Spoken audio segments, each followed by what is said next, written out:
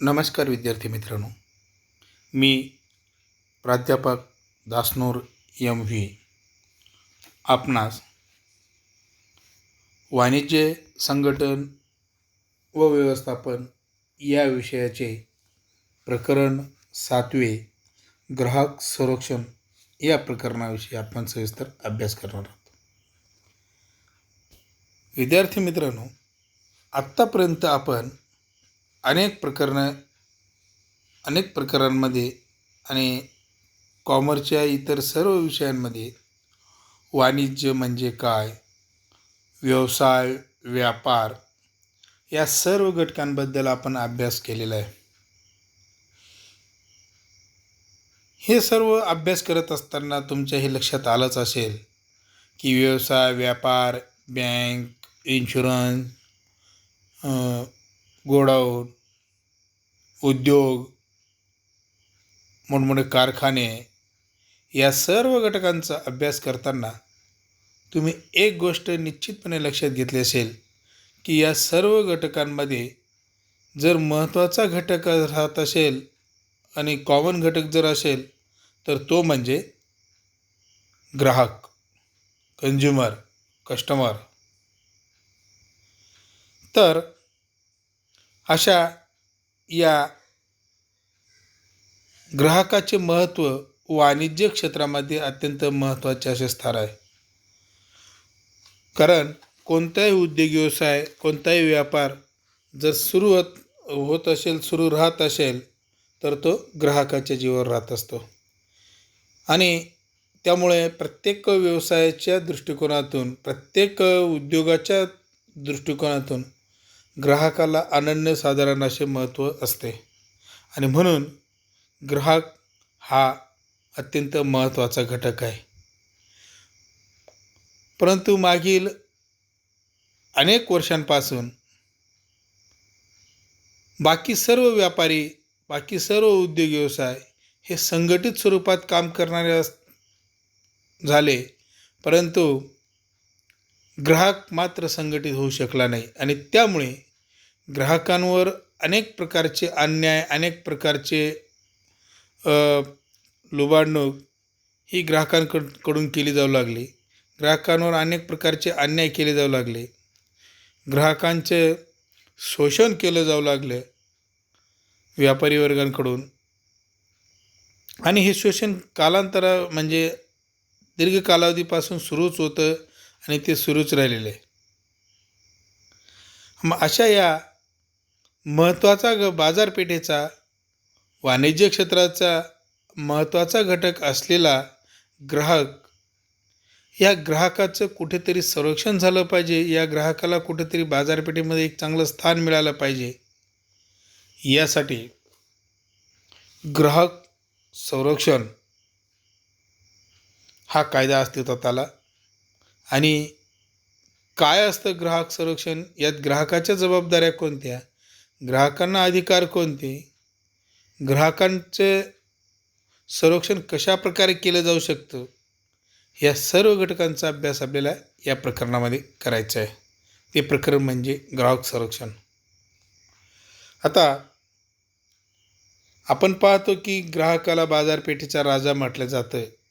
ग्राहकाला आता अनेक ठिकाणी ग्राहकाला महत्त्वाचं स्थान दिलं जातं. पूर्वी असं नव्हतं, कारण पूर्वी उत्पादकांची मक्तेदारी होती. आज जशी स्पर्धायुक्त बाजारपेठ आहे तशी बाजारपेठ पूर्वी नव्हती. आणि मक्तेदारी असल्यामुळे ग्राहक वर्गाची मोठ्या प्रमाणात पिळवणूक केली जात असायची. आणि ही पिळवणूक कुठेतरी थांबावी म्हणून ग्राहक संरक्षण कायदा अस्तित्वात आलेला आहे. त्या ग्राहक संरक्षण कायद्याविषयी आपल्याला सविस्तर माहिती या प्रकरणामध्ये पुढे अभ्यासायची. व्यवसायात ग्राहकाचे महत्त्व किती आहे हे खालील लेख करून लक्षात येईल.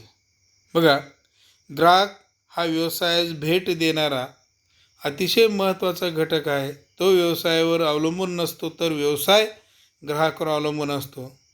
तो व्यवसायाच्या कामकाजात व्यत्यय निर्माण करीत नसतो, तर ग्राहक हा व्यवसायाचा उद्देश असतो. तो व्यवसायाचा बाहेरील घटक नसून व्यवसायाचा भाग असतो. व्यवसाय सेवा देऊन ग्राहकांवर उपकार करत नसतो, तर ग्राहक व्यवसायास सेवेची संधी देऊन व्यवसायावर उपकार करतो. आता अशा ह्या ग्राहकाची व्याख्या बघूया आपण. ग्राहक म्हणजे अशी व्यक्ती की जिने संपूर्ण किंवा अंशतः मोबदला देऊन किंवा देण्याचा करार करून वस्तू किंवा सेवा खरेदी केलेली आहे, अशी व्यक्ती म्हणजे ग्राहक होय. पुन्हा एकदा व्याख्या सांगतो.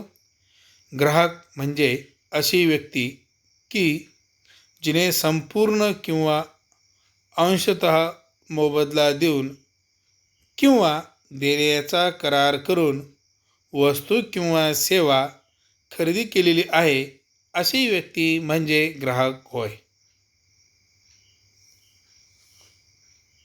ग्राहक संरक्षण कायदास ग्राहक संरक्षणाविषयी अधिक माहिती घेण्या अगोदर तुम्हाला ग्राहक संबंधी काही महत्त्वाची एक जनरल नॉलेज म्हणून माहिती सांगतो. ते पहिलं आहे जागतिक ग्राहक दिन. तुम्हाला माहिती असेल, तुम्ही शाळेमध्ये अनेक दिन साजरा करतात. पर्यावरण दिन, महिला दिन, जागतिक तंबाखूमुक्ती दिन, असे अनेक दिन, वेगवेगळे दिवस आपण सर्व साजरे करतो. त्यापैकीच एक दिवस म्हणजे तो आपला स्वतःचा असतो, प्रत्येकाचा असतो, तो म्हणजे जागतिक ग्राहक दिन. आपला प्रत्येकाचा मी का सांगितलं आहे की आपण प्रत्येकजण ग्राहक असतो. तुम्ही 1 रुपयापासून तर 1 लाखापर्यंत, 1 कोटीपर्यंत एखादी वस्तू खरेदी केली म्हणजे तुम्ही त्या वस्तू खरेदी करताच ते तुम्ही ग्राहक झालात. असा हा जागतिक ग्राहक दिन 15 मार्च, दरवर्षी 15 मार्च हा दिवस जागतिक ग्राहक दिन म्हणून साजरा केला जातो. कारण का, तर 15 मार्च 1962 रोजी अमेरिकेने ग्राहकांसाठी काही अधिकार घोषित केले होते. म्हणजे 15 मार्च 1962 रोजी ग्राहकांसाठी पहिला कायदा करण्यात आला होता, तोही अमेरिकेत. आणि म्हणून 15 मार्च हा जागतिक ग्राहक दिन म्हणून साजरा केला जातो. तसेच राष्ट्रीय ग्राहक दिन भारताने मात्र सर्वात प्रथम 24 डिसेंबर 1986 रोजी पहिला ग्राहक संरक्षण कायदा संमत केला. भारतात 24 डिसेंबर 1986 रोजी पहिला ग्राहक संरक्षण कायदा संमत केला. त्यामुळे भारतात 24 डिसेंबर हा राष्ट्रीय ग्राहक दिन म्हणून साजरा केला जात असतो. अशा प्रकारे वर्षामध्ये 2 ग्राहक दिन साजरा केले जातात. लक्षात असू द्या, गोंधळ होऊ नका देवा. 15 मार्च हा जागतिक ग्राहक दिन आणि 24 डिसेंबर हा राष्ट्रीय ग्राहक दिन. 15 मार्च हा जागतिक ग्राहक दिन म्हणून संपूर्ण जगात साजरा केला जातो आणि आपल्या भारतात देखील साजरा केला जातो. तर 24 डिसेंबर हा राष्ट्रीय ग्राहक दिन संपूर्ण भारतात राष्ट्रीय ग्राहक दिन म्हणून साजरा केला जात असतो. ग्राहकांचे हक्क किंवा अधिकार. या अगोदर तुम्हाला एक गोष्ट मी सांगू इच्छितो की तुम्ही ग्राहकाला इंग्रजीमध्ये 2 शब्द ऐकले असतील, एक कंझ्युमर आणि कस्टमर. उपभोक्ता ग्राहक आणि व्यापारी ग्राहक असे 2 ग्राहकाचे प्रकार राहतात. हे 2 प्रकार मी तुम्हाला स्पष्ट करू इच्छितो. आता ग्राहक हे 2 प्रकारचे असतात. उदाहरणार्थ, एखाद्या मोठ्या कापड दुकानामध्ये किंवा घाऊक व्यापाऱ्याकडे माल खरेदी करण्यासाठी अनेक लोक जात असतात. आता उदाहरणार्थ कापड खरेदी करण्यासाठी 2 ग्राहक गेले, एक ए आणि बी. तर ए या व्यक्तीने त्या कापड दुकानातून जास्तीत जास्त प्रमाणात कापड खरेदी केलं आणि ते कापड तो दूर कुठेतरी खेड्यात जाऊन ते पुन्हा विक्री करणार त्या कापडाची. हा एक ग्राहक प्रकार झाला. दुसरा ग्राहक बी ग्राहक. या ग्राहकाने त्याच कापड दुकानातून खरेदी केलेली कापड हे स्वतः परिधान करण्यासाठी त्याने ते खरेदी केलेले आहे. व्यापाराच्या दृष्टीने दोघंही व्यक्ती ग्राहक होते. ए आणि बी ह्या दोनही व्यक्ती ग्राहक आहेत. परंतु त्यांच्यामध्ये फरक असा की पहिली ए व्यक्ती जी असेल, या व्यक्तीने व्यापाऱ्याकडून कापड खरेदी करून ते कापड तो दूर कुठेतरी दुकान मांडून ते विक्री करण्याच्या उद्देशाने खरेदी केले असेल. तर असा जो ग्राहक असतो त्याला व्यापारी ग्राहक असे म्हणतात, त्याला कस्टमर असे म्हणतात. आणि त्यानंतर दुसरा जो ग्राहक आहे बी ग्राहक, त्याने स्वतः परिधान करण्यासाठी कापड खरेदी केले. म्हणजे त्या वस्तूचा काय केलं, त्याने स्वतः उपभोग घेतला. अशा स्वतः उपभोग घेण्यासाठी खरेदी केलेले वस्तू खरेदी करणाऱ्या ग्राहकाला उपभोक्ता ग्राहक असे म्हणतात, कंझ्युमर. असे हे ग्राहकाचे दोन प्रकार असतात. म्हणजे जी व्यक्ती पुनर्विक्रीसाठी वस्तू खरेदी करतात त्याला साधा ग्राहक म्हणतात किंवा व्यापारी ग्राहक म्हणतात. आणि जी व्यक्ती स्वतः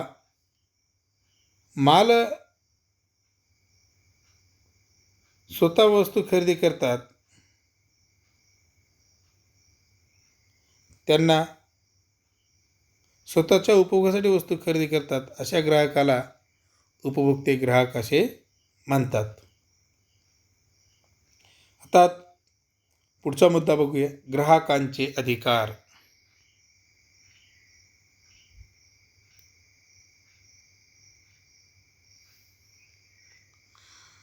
सुरक्षिततेचा थोडक्यात म्हणजे कोणकोणते अधिकार आहेत ते आपण बघू. सुरक्षिततेचा अधिकार, माहितीचा अधिकार, वस्तू आणि सेवा निवडीचा अधिकार, ग्राहकाचे ऐकून घेण्याचा अधिकार, ग्राहक शिक्षणाचा अधिकार, प्रतिनिधित्व करण्याचा अधिकार, तक्रार निवारणाचा अधिकार, निरोगी पर्यावरणाचा अधिकार, अनिष्ट व्यापारी प्रथांपासून संरक्षणाचा अधिकार आणि बनावट वस्तूंपासून संरक्षणाचा अधिकार.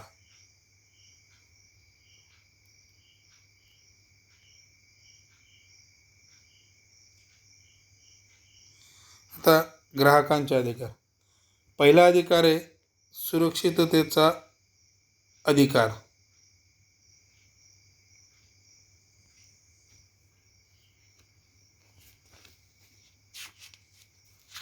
प्रत्येक ग्राहकाला वस्तू वापर करताना त्या वस्तूच्या वापर करताना ग्राहकांचे आरोग्य आणि जीवितास धोका निर्माण होणार नाही याची काळजी घेतली पाहिजे. प्रत्येक ग्राहकाला हा सुरक्षिततेचा अधिकार आहे. कारण अनेक वस्तू बाजारात अशा वस्तू असतात की ते वापर करताना त्या ग्राहकाच्या जीवितास धोका पोहोचू शकतो.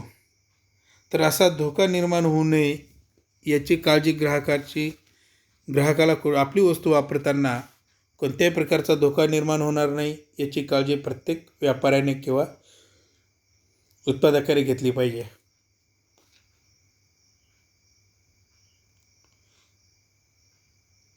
असे ग्राहकाच्या जीवितास धोका निर्माण असणारे उत्पादन किंवा उत्पादन प्रक्रिया सेवा यापासून ग्राहकाला संरक्षण मिळते.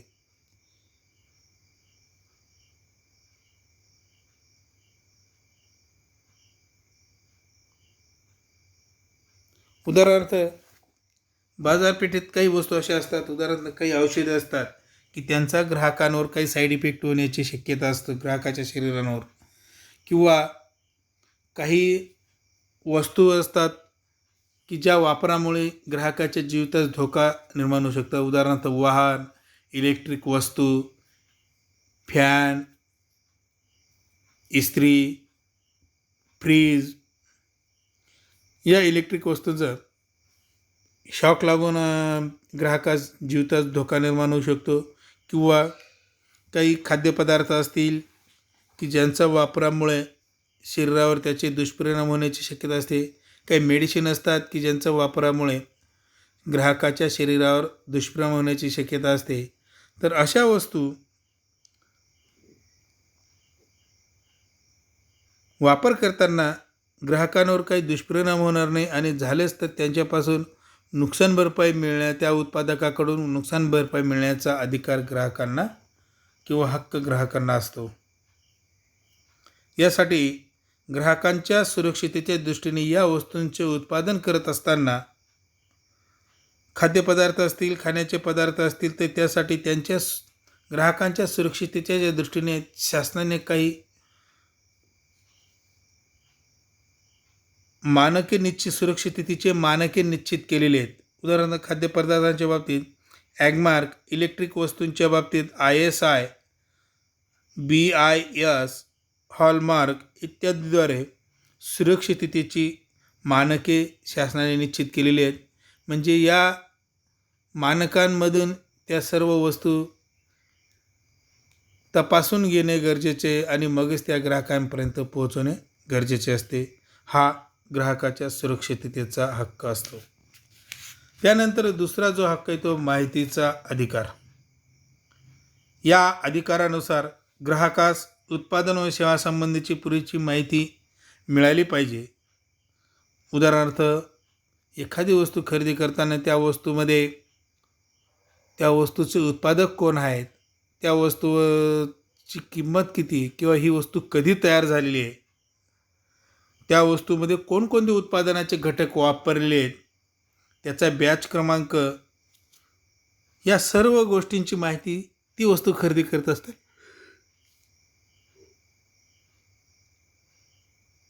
ती वस्तू खरेदी करत असताना ग्राहकाला त्या वस्तूबाबत इत्यादी माहिती मिळणे हा त्या ग्राहकाचा हक्क आहे. बऱ्याच वेळा आपण पाहतो बघा, पूर्वी वस्तू खरेदी करताना त्या वस्तूचं फक्त नाव असायचं.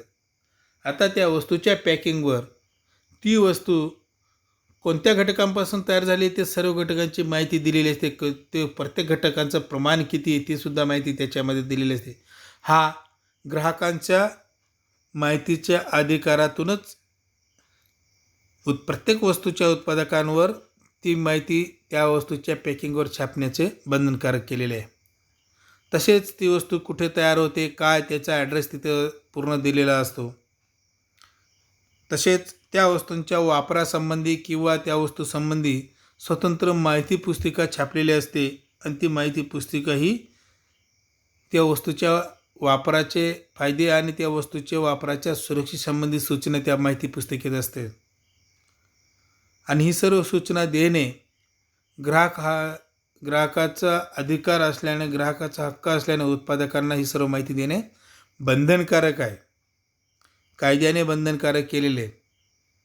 आता आपण पाहतो अनेक वस्तू तुम्ही जर उत्पादन खरेदी केलं असेल, एखादी वस्तू तुम्ही समजा मेडिसिन आणलं असेल तर त्या मेडिसिनच्या बॉटलवर बघा ते वस्तू कसं तयार केली काय ते त्याच्यात लिहिलेलं असतं. एखादं तुम्ही वेगळा खाद्यपदार्थ खरेदी केलेला असेल तर ते पदार्थ, उदाहरण तुम्ही कुरकुरे असेल किंवा इतर काही खाद्यपदार्थ घेत असाल तर प्रत्येक खाद्यपदार्थ घेत असताना तो कसा तयार केलेला असतो, कोणकोणते घटक त्याच्यात वापरले आहेत याची माहिती त्याच्यावर छापलेली असते त्याच्या पॅकिंगवर. किंवा त्या पॅकिंगमध्ये एक स्वतंत्र असं कागद दिलेला असतो किंवा छोटी माहिती पुस्तिका त्याच्यात दिलेली असते. तर त्या वस्तूच्या वापरासंबंधी त्याच्यात माहिती दिलेली असते. हे सर्व वस्तूंसोबत जी माहिती पुस्तकं दिली आहे हा ग्राहकाच्या माहितीचा अधिकार म्हणून ती माहिती दिली. तुम्ही एखादी इलेक्ट्रिक वस्तू घेतली असेल तर तिच्याबरोबर एक माहिती पुस्तिका निश्चितपणे ते देतात. तर हे माहितीच्या अधिकारामुळे ते देणं उत्पादकाला भाग आहे. किंवा अनेक वस्तूमध्ये एक सिम्बॉल छापलेला असतो. आता नवीन एक सिम्बॉल आलेले आहे, ग्रीन सिम्बॉल. एक छोटा ग्रीन गोल टिंब असतो, रेड टिंब असतो किंवा येलो टिंब असतो. तर हे त्या वस्तूच्या वापरासंबंधी असलेलं इंडिकेटर असतं. ग्रीन सिग्नल असेल तर ती वस्तू खायला योग्य आहे बा असा त्याचा अर्थ असतो. येलो सिग्नल असेल तर ती वस्तू खाणे धोकादायक आहे, मोठ्या लोकांनी ठीक आहे, पण लहान पोरांना ती वस्तू अजिबात चालणार नाही असं त्याचा अर्थ होतो. आणि दुसरी जो सिम्बॉल तिसरं जे सिम्बॉल असतं ते रेड सिम्बॉल, याचा अर्थ ती वस्तू फक्त हाताळायलाही चालू शकते, खाऊ शकत नाही, खाण्यापासून धोका आहे, अशा सूचना दिल्या जातात. तसेच आज आपण अनेक तंबाखूजन्य पदार्थ जे ह्याच्यासाठी वापरले जातात सेवनासाठी, तर त्या पदार्थांमध्ये ते पदार्थ खरेदी करताना त्या पदार्थांच्या वापराने काय धोका आहे यासाठी त्याच्यावर माहिती देणे गरजेचे आणि त्याच्या हा माहितीचा अधिकार ग्राहकाचा असल्यामुळे आज प्रत्येक तंबाखूजन्य पदार्थांवर एक कर्करोग, हे तंबाखूजन्य पदार्थ खाल्ल्यामुळे कर्करोग होतो, कॅन्सर होतो, याचं सिम्बॉल, याची माहिती त्या पॅकिंगवर दिली जात असते. त्यानंतर पुढचा जो अधिकार आहे तो वस्तू किंवा सेवा निवडीचा अधिकार. ग्राहकाला वस्तू स्वतः निवडण्याचा अधिकार असतो. अर्थात या अधिकाराचा सर्वात जास्त फायदा जर घेत असतील तर स्त्री ग्राहक वर्ग घेत असते. कारण वस्तू खरेदी करत असताना ग्राहकाने ती वस्तू कोणती घ्यायची किंवा कोणती घे असं व्यापारी ग्राहकावर दबाव टाकू शकत नाही. आता ग्राहकाला जी वस्तू पाहिजे ती व्यापाऱ्याने त्याला उपलब्ध करून दिलीच पाहिजे. जर नसेल उपलब्ध करून द्यायची तर तो वस्तू खरेदी करू शकत नाही. त्याला हवी तीच वस्तू तो घेऊ शकतो. व्यापाऱ्याने सांगितले म्हणून कोणतीही वस्तू ग्राहक खरेदी करू शकत नाही.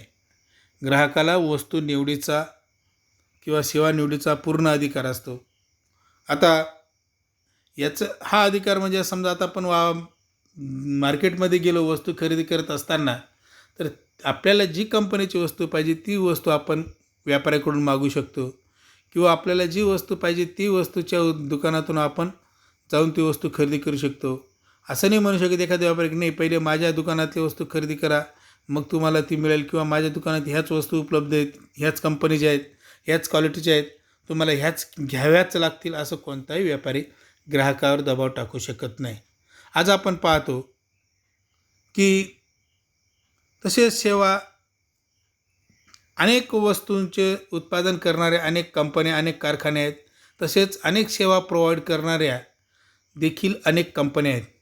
उदाहरणार्थ टेलिफोन किंवा मोबाईल उत्पादन करणाऱ्या अनेक कंपन्या आहेत. ते मोबाईलचं हँडसेट आपण ग्राहक वर्ग कोणतं त्याला पाहिजे तो खरेदी करू शकतो. तसेच मोबाईलसाठी टेलिफोन सेवा उपलब्ध करून देणाऱ्या अनेक कंपन्या आज भारतात आहे. पूर्वी फक्त भारतात टेलिफोन निगम कंपनी होती. आता खाजगीकरणाद्वारे रिलायन्स असेल, जिओ असेल, BSNL असेल किंवा आयडिया असेल, वोडाफोन असेल, यासारख्या अनेक कंपन्या आज सेवा प्रोव्हाइड करतात. यांपैकी ग्राहक त्याला आवडेल ती सेवा तो खरेदी करू शकतो. आणि केव्हाही तो सेवा, आता नवीनच कायदा झालेला आहे की तोच मोबाईल नंबर ठेवून त्या नंबरची पोर्टेबिलिटी करून कोणताही ग्राहक कोणत्याही मोबाईल सेवा देणाऱ्या कंपनीची सेवा तो घेऊ शकतो. कोणीही त्याच्यावर बंधन घालू शकत नाही. आयडियावाला म्हणू शकत नाही आता तू माझं कार्ड घेतलं ना तर माझंच कार्ड वापर आयुष्यभर, मरेपर्यंत दुसरं घेता येणार नाही, किंवा जरी घेतलं तरी माझे दर महिन्याचे चार्ज द्यावं लागतील, असे आयडिया कंपनी सांगते का तुम्हाला? नाही. जिओ कंपनीने आता म्हणजे जी सेवा ग्राहकाला सुटेबल असेल, जी सेवा चांगला दर्जा देईल सेवेचा, ती सेवा ग्राहक वर्ग खरेदी करू शकतात. त्यासाठी कोणतीही सेवा देणारी कंपनी ग्राहकावर दबाव टाकू शकत नाही. भारतीय ग्राहकास दूरसंचार तसेच वाहतूक आणि पर्यटन कोणत्याही वाहनाने प्रवास करू शकतात. त्याला वाटलं रेल्वेने, त्याला वाटलं विमानाने, त्याला वाटलं बसने किंवा खाजगी वाहन लावून किंवा स्वतःचे वाहन लावून तो प्रवास करू शकतो. बस कंपनी म्हणू शकत महामंडळ की नाही या रस्त्याला आमची बस रिकामी जाते म्हणून तुम्ही तुमच्या गाड्या किंवा प्रायव्हेट वाहनाने न बसता तुम्ही आमच्याच गाडीमध्ये प्रवास करा, असा कोणत्याही प्रवाशावर बस महामंडळ जबरदस्ती करू शकत नाही. तो ग्राहकांचा हक्क आहे, ग्राहकांचा अधिकार आहे. तसेच ग्राहकास त्याची गरज आणि खरेदी क्षमता इत्यादीनुसार वस्तू व सेवा निवडण्याचे संपूर्ण स्वातंत्र्य देण्यात आलेले आहे. वस्तू खरेदी करताना त्याची गरज कोणत्या वस्तूपासून चांगल्या पद्धतीने भागू शकते यानुसार ग्राहक वर्ग वस्तू निवडू शकतो. तसेच त्याची वस्तू खरेदी करण्याची क्षमता किती आहे याचाही विचार ग्राहक करू शकतो आणि त्यानुसार तो वस्तू खरेदी करू शकतो.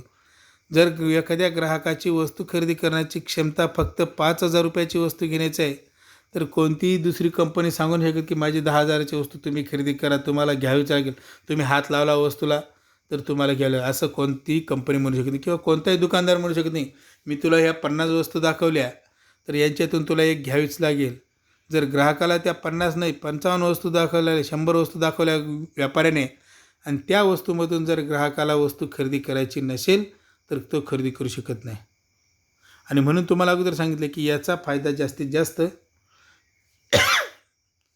स्त्री ग्राहक वर्ग, कारण ग्राहकाला वस्तू पाहण्याचा, वस्तू निवडण्याचा, वस्तू पारखण्याचा हक्क दिलेला आहे. आणि तुम्ही पाहता कापड दुकानामध्ये, साडीच्या दुकानामध्ये गेला असेल तर स्त्री वर्ग सर्वात जास्त साड्या पाहतात आणि सर्वात जास्त साड्या पाहिल्यानंतर पहिल्यांदा ज्या दाखवल्या त्याच्यातूनच एखादी निवड करते. नंतरच्या साड्या फक्त पाहायच्या म्हणून पाहत असतात. असो, अशा प्रकारे वस्तू किंवा सेवा निवडीचा अधिकार हा ग्राहकांना असतो. तसेच ग्राहकाचे ऐकून घेण्याचा अधिकार. प्रत्येक व्यवसाय संघटनेने ग्राहकांच्या तक्रारी ऐकून घेऊन त्या सोडवल्याच पाहिजेत असा हा अधिकार आहे. कायद्याने आपल्याला हा अधिकार बहाल केलेला आहे, आपल्याला म्हणजे सर्व ग्राहक वर्गाला. या अधिकारानुसार ग्राहक मंचाकडे तक्रार नोंदवण्याची संधी देण्यात आली आहे. शक्यतो ग्राहकाने व्यापाऱ्याकडे जर तक्रार केली किंवा ग्राहकाचं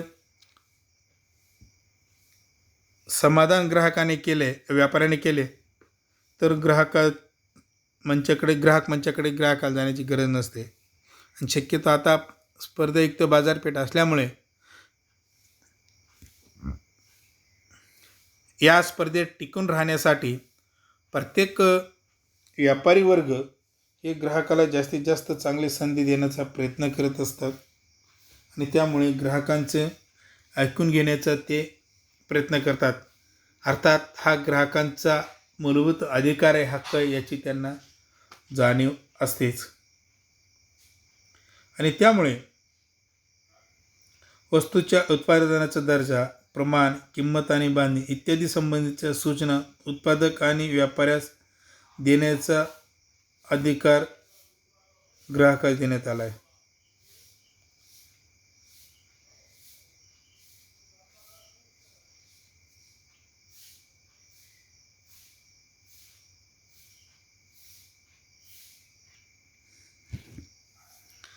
ग्राहकांच्या तक्रारी ग्राहकांना काही अडीअडचणी ते ऐकून घेण्याचा काम व्यापाऱ्यांनी केलं पाहिजे. जर ग्राहकांना वाटेल काही वस्तूंच्या बाबतीत किंवा सेवेच्या बाबतीत तक्रार करायची असेल तर ग्राहक वर्ग त्यांच्या प्रत्येक कंपनीने दिलेल्या टोल फ्री नंबरवर आपली तक्रार दाखल करू शकतात. आजच्या काळात ग्राहक पोर्टल किंवा मोबाईल ॲप्लिकेशनद्वारे देखील ऑनलाईन तक्रार दाखल करू शकतो. त्यानंतर पुढचा जो अधिकार आहे तो ग्राहक शिक्षणाचा अधिकार. प्रत्येक ग्राहकास त्यांचे अधिकार आणि समस्या व त्यावरील उपाय समजून घेण्याचा अधिकार आहे.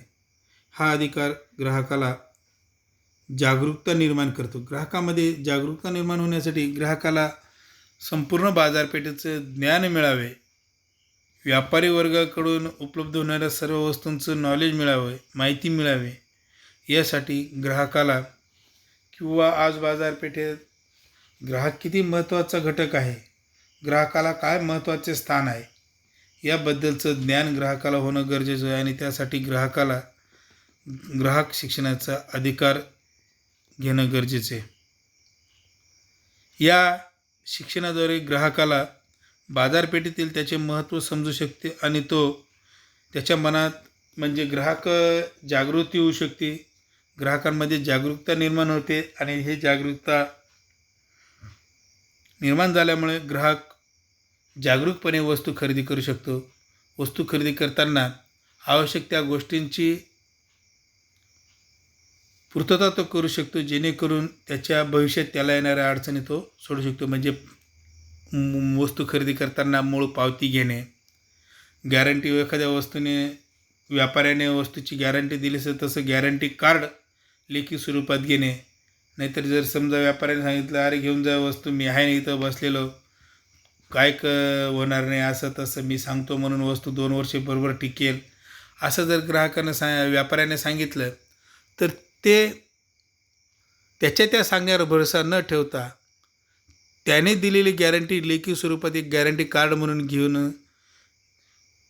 ग्राहक वर्ग मागू शकतो, घेऊ शकतो आणि हे केवळ ग्राहक जागरूक झाल्यानंतर येऊ शकतो. तसेच ग्राहक योग्य वस्तूची सेवेची निवड करू शकतो.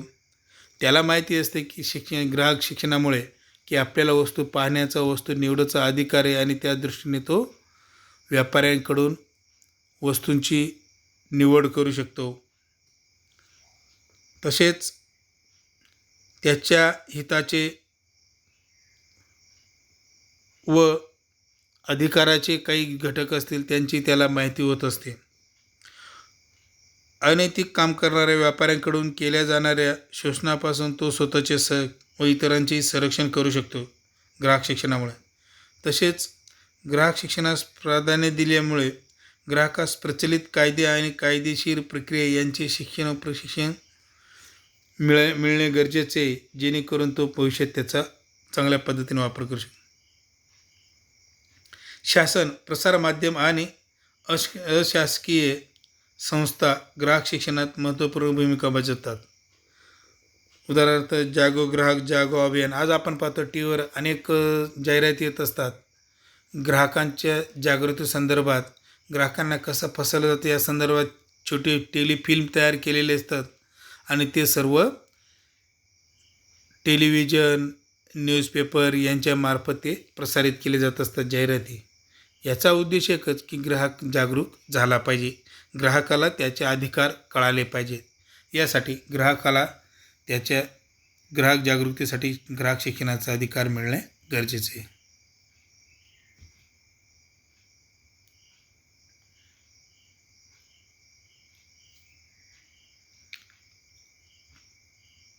त्यानंतर पुढचा अधिकार आहे प्रतिनिधित्व करण्याचा अधिकार.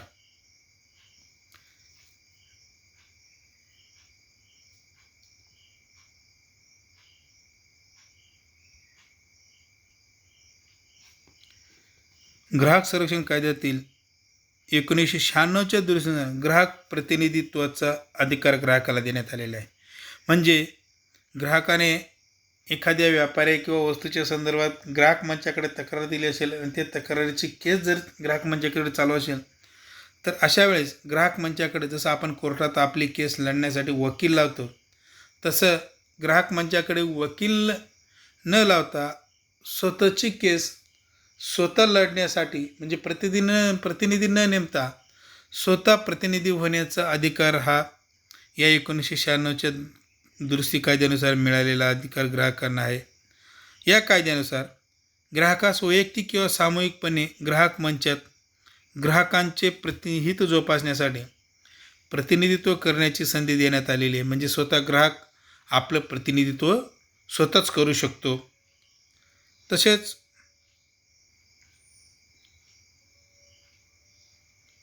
विधी तज्ज्ञाशिवाय प्रतिनिधित्व करण्याची परवानगीच ग्राहकास या कायद्याद्वारे देण्यात आलेली आहे आणि म्हणून ग्राहकास हा स्वतंत्र अधिकार मिळालेला आहे प्रतिनिधित्व करण्याचा. त्यानंतर तक्रार निवारणाचा अधिकार. जर व्यापारीकडून ग्राहकाची तक्रार व्यापाऱ्याने ऐकली नाही, व्यापाऱ्याने ग्राहकाचं म्हणणं ऐकून घेतलं नाही, व्यापाऱ्याकडून ग्राहकाची पिळवणूक होत असेल, व्यापाऱ्याकडून ग्राहकाचं शोषण होत असेल, कुठेतरी व्यापाऱ्याने लबाडी केली असेल, तर अशा वेळेस जर ग्राहकाला न्याय मिळाला नसेल तर आपल्याला न्याय मिळण्यासाठी ग्राहक मंचाकडे तक्रार करू शकतो आणि तक्रार केल्यानंतर ग्राहक मंचाकडून त्याला न्याय हा मिळालाच पाहिजे आणि मिळतोच. मग अशा तक्रार निवारणाचा अधिकार, पुढचा जो अधिकार आहे ग्राहकाचा तो म्हणजे तक्रार निवारणाचा अधिकार.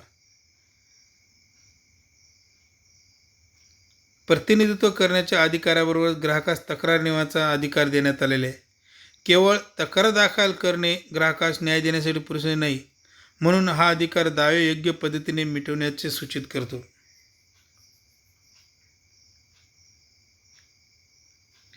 ग्राहकास वस्तू व सेवांची दुरुस्ती करून मिळणे किंवा वस्तू सेवा बदलून मिळणे किंवा वस्तू व सेवा वापर करताना ग्राहकांचं काही नुकसान झालं असेल तर ते नुकसान भरपाई त्या वस्तूंच्या उत्पादकाकडून होतं. उदाहरणार्थ एखाद्या मेडिसिनमुळे जर ग्राहकाच्या शरीराला कायमचं काही बाधा झाली तर त्याला मोठी नुकसान भरपाई ही त्या वस्तूच्या उत्पादकाकडून दिली जात असते.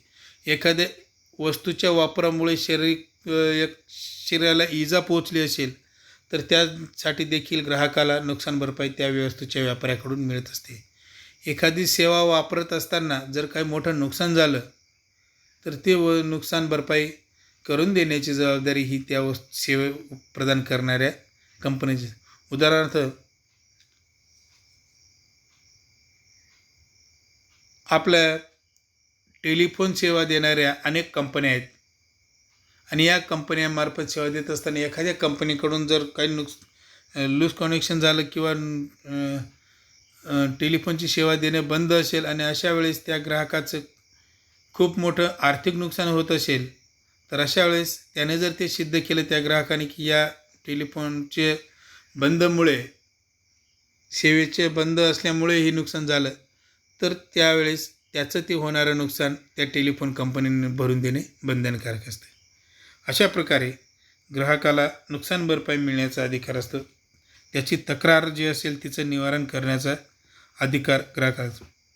ग्राहक संरक्षण कायद्यानुसार ग्राहकांच्या तक्रारींचे निवारण करून दावा मिटवण्यासाठी त्रिस्तरीय तक्रार निवारण यंत्रणा अस्तित्वात असते. म्हणजे ग्राहक मंच जे म्हणतो आपण ते त्रिस्तरीय असते.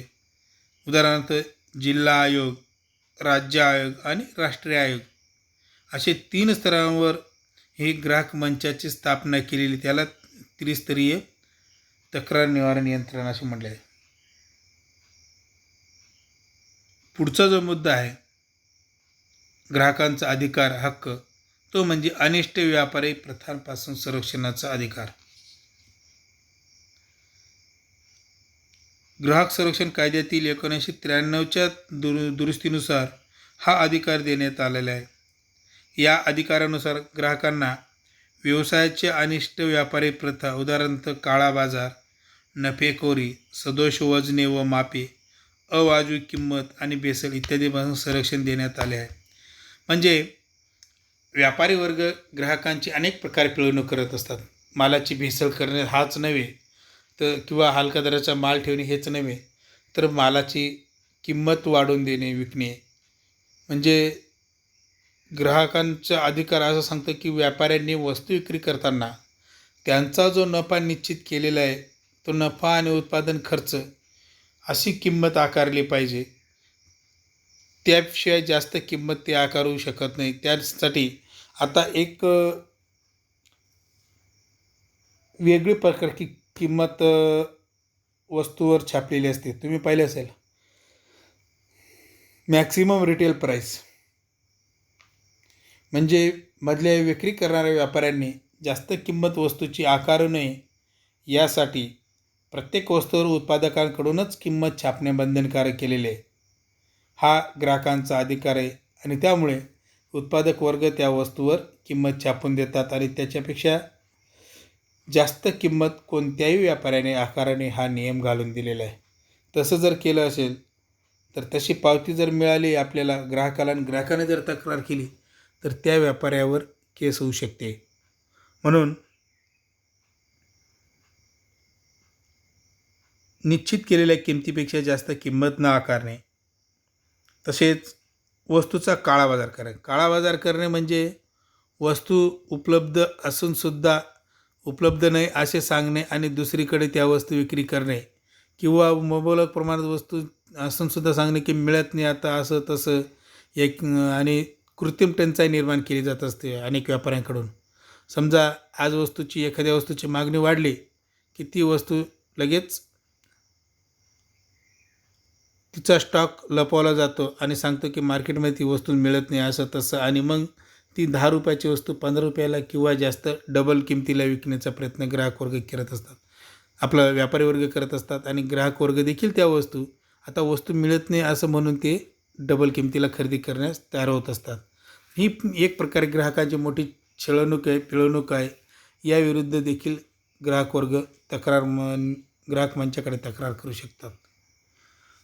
आता सध्या तुम्ही पाहिलं असेल कोरोनाच्या काळामध्ये अनेक मेडिकलवाल्यांनी सुरुवातीला सॅनिटायझर वगैरे यांचे कृत्रिम टंचाई निर्माण केली होती. पण जेव्हा महाराष्ट्र शासनाच्या आरोग्य खात्याने कडक पावले उचलली आणि त्या वस्तू मेडिकलवाल्यांना जीवनावश्यक वस्तू म्हणून विक्री करण्यास किंवा उपलब्ध करून देण्यास सांगण्यात आले.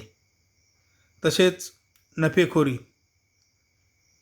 व्यापारी वर्ग वस्तूचा उत्पादन खर्च आणि निश्चित केलेला नफा 5-10% या व्यतिरिक्त जास्त नफा कोणती वस्तू विक्रीतून मिळवू शकत नाही. ग्राहकांची लुबाडणूक केली जाऊ शकत नाही किंवा ग्राहकांची मोठ्या प्रमाणात लुबाडणूक करून जास्तीत जास्त नफा व्यापारी वर्ग मिळवू शकत नाही. हा नियम घालून दिलेला आणि त्यामुळे जर असं कोणी एखादा व्यापारी नफा जास्तीत जास्त मिळवत असेल तर त्याच्या विरोधात देखील ग्राहकाने जर ग्राहक मंचाकडे तक्रार केली तर त्याच्यावर कारवाई होऊ शकते. तसेच सदोष वजन मापे हा जवळजवळ अनेक व्यापारी वर्ग वापर करत असलेला दुरुपयोग आहे. याच्यामध्ये वजन काटे वजन मापे व्यवस्थित दुरुस्त आहेत की नाहीत याची तपासणी ग्राहकांनी वेळोवेळी केली पाहिजे. उदाहरणार्थ पेट्रोल पंपावर हा प्रकार मोठ्या प्रमाणावर चालतो. पण ही वजन मापे दुरुस्ती करणे प्रत्येक ग्राहकाला त्याच्यातलं नॉलेज नसतं. यासाठी शासनाचं एक स्वतंत्र डिपार्टमेंट असतं. वजने मापे अधिकारी महसूल खात्याचा अधिकारी असतो. त्या अधिकाऱ्याकडे जर तक्रार केली तर त्या अधिकारी ते वजनमापे चेक करू शकतो आणि ते दुकान पूर्णपणे बंद करू शकतो, सील करू शकतो. एवढं अधिकाराचं यासाठी ग्राहकाने त्या अधिकाऱ्याकडे तक्रार करणे गरजेचे आहे. तसेच वस्तूंचे भेसळपासून देखील ग्राहकांचं संरक्षण मिळायला पाहिजे. आज अनेक प्रकारच्या वस्तूंची भेसळ बाजारपेठेत दिसते. चहा पावडरमध्ये लाकडाचा भुसा असणे, तांदळामध्ये सफेद खडे असणे किंवा दुधामध्ये पाण्याची भेसळ असणे, अशा प्रत्येक खाद्यपदार्थामध्ये वस्तूंची भेसळ असते आणि ती भेसळ रोखणे ही ग्राहक मंचाचे काम आहे. ग्राहक मंचाकडे जर एखाद्या ग्राहकाच्या तक्रार गेली तर ते भेसळ देखील त्या व्यापाऱ्यावर कारवाई होऊ शकते किंवा भेसळ प्रतिबंधक अधिकारी असतो प्रत्येक महानगरपालिका नगरपालिकेकडे. त्या अधिकाऱ्याकडे जर ग्राहकाने तक्रार केली तरी त्या व्यापाऱ्याविरोधात तक्रार होऊ शकते.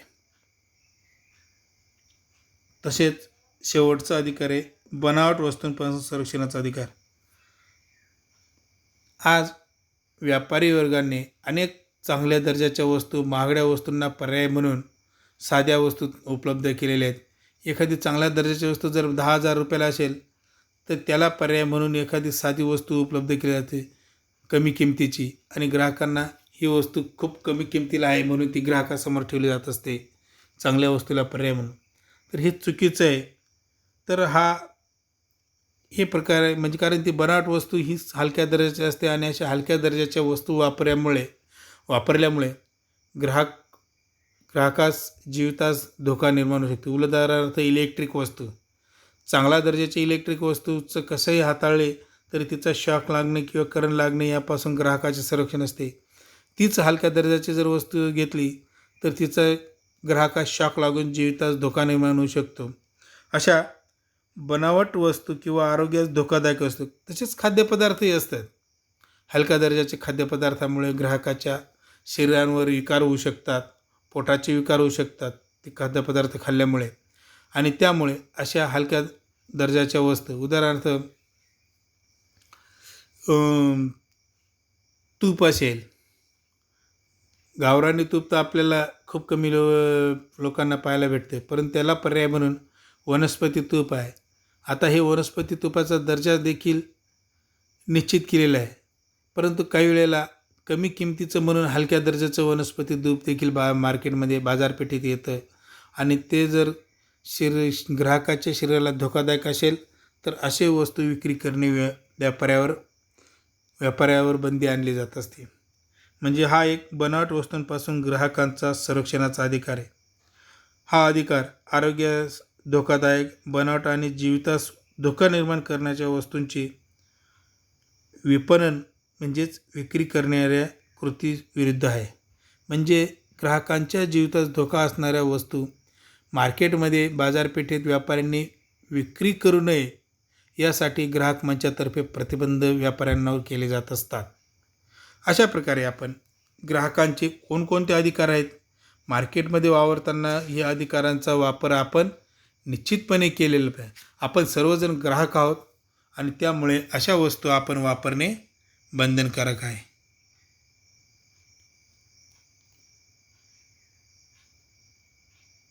अशा प्रकारे हा प्रकरण 7वाचा पहिला भाग संपुष्टात येत आहे. पुढील उर्वरित भाग आपण पुढच्या तासाला बघूया. नमस्कार, धन्यवाद.